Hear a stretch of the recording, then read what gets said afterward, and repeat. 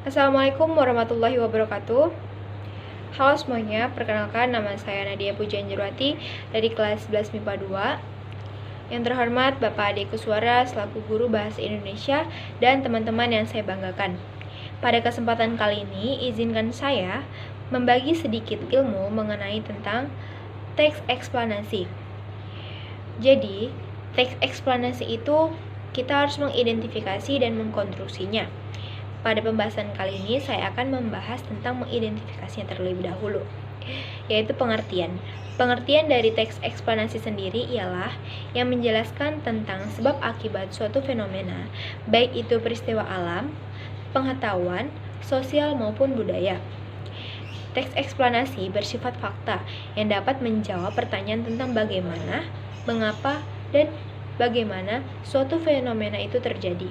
Oleh sebab itu, teks eksplanasi ialah teks yang untuk memaparkan proses dan sebab terjadinya suatu fenomena. Penjelasan yang dipaparkan dalam teks eksplanasi berdasarkan bidang keilmuan yang mengacu pada fakta, realita, teori, dan hasil penelitian yang dilakukan oleh ilmuwan. Selain itu, ada pula tujuannya. Tujuan teks eksplanasi sendiri adalah untuk menjelaskan tahapan langkah ataupun proses dan memberikan alasan terhadap proses terciptanya sesuatu yang terjadi secara alamiah ataupun proses bekerjanya fenomena alam maupun sosial. Teks eksplanasi harus mengandung fakta yang ada rangkaiannya secara kronologis atau dalam hubungan kausalitas, sementara fakta yang dituliskan dalam teks eksplanasi yang terdapat dalam tulisan, penjelasan rinci dan secara logis menggambarkan tahapan dalam suatu proses seperti siklus air ataupun kerja mesin uap. Ada pula yang kedua, kita mengkonstruksi teks eksplanasi.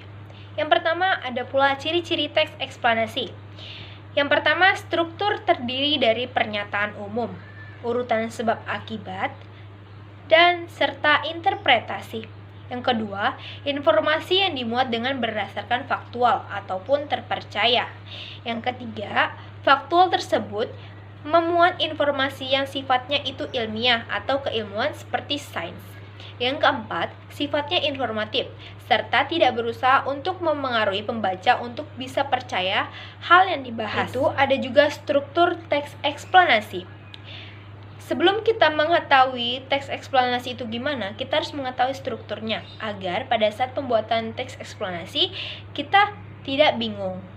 Jadi teks ini memiliki 3 struktur yang dapat membangun agar mereka menjadi suatu kesatuan yang utuh. Yang pertama yaitu pernyataan umum, yang berisikan pernyataan umum mengenai tentang topik yang akan dijelaskan pada proses terjadinya peristiwa tersebut. Yang kedua, urutan sebab akibat, berisi penjelasan mengenai proses terjadinya fenomena yang disajikan secara urut atau bertahap dari awal sampai akhir. Dan yang terakhir, interpretasi, yaitu berisi kesimpulan dari topik yang dijelaskan. Ada pula kaidah kebahasaan teks eksplanasi. Yang pertama, fokus pada hal umum atau generik, bukan berfokus partisipan manusia, non-human partisipan. Contohnya, tsunami, banjir, gempa bumi, hujan, serta udara. Yang kedua, dimungkinkan untuk menggunakan istilah ilmiah. Lebih banyak menggunakan verba, material, serta verba rasional, ataupun kata kerja aktif. Yang ketiga, menggunakan konjungsi waktu, kausalitas. Contohnya, sehingga, pertama, jika, bila, dan kemudian. Selain itu menggunakan kalimat pasif. Dan yang terakhir, eksplanasi ditulis untuk membuat justifikasi bahwa sesuatu yang diterangkan dengan secara kausal itu benar adanya.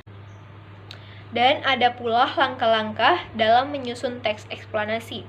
Kenapa kita harus mengetahui langkah-langkah ini? Karena agar kita dalam menyusun teks tersebut kita tidak keliru dan agar kita menyusunnya juga dengan secara benar.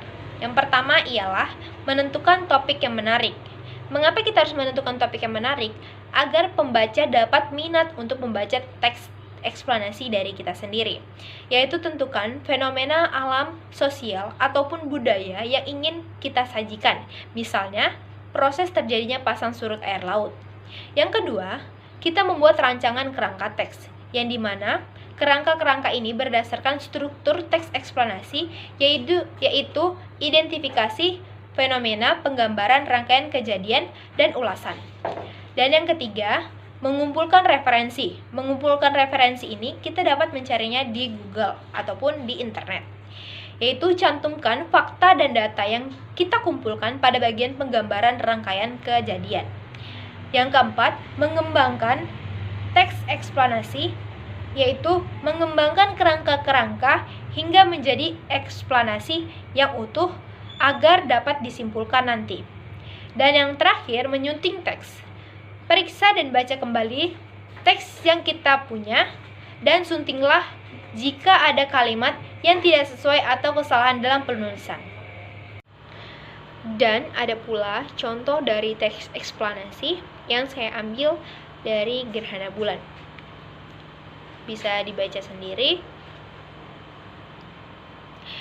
Mengapa saya mengambil gerhana bulan? Karena bisa kita ketahui gerhana bulan merupakan fenomena alam yang kita sudah pernah rasakan. Tetapi gerhana bulan sendiri memiliki siklus yang nantinya gerhana bulan sendiri dapat menimbulkan cahayanya. Jadi yang terjadi ialah secara intermedial gerhana bulan itu merupakan realita dan dijelaskan ternyata benar-benar gerhana bulan itu ada. Mungkin sekian dari penyampaian saya materi tentang teks eksplanasi. Mohon maaf jika ada kesalahan. Assalamualaikum warahmatullahi wabarakatuh. Terima kasih.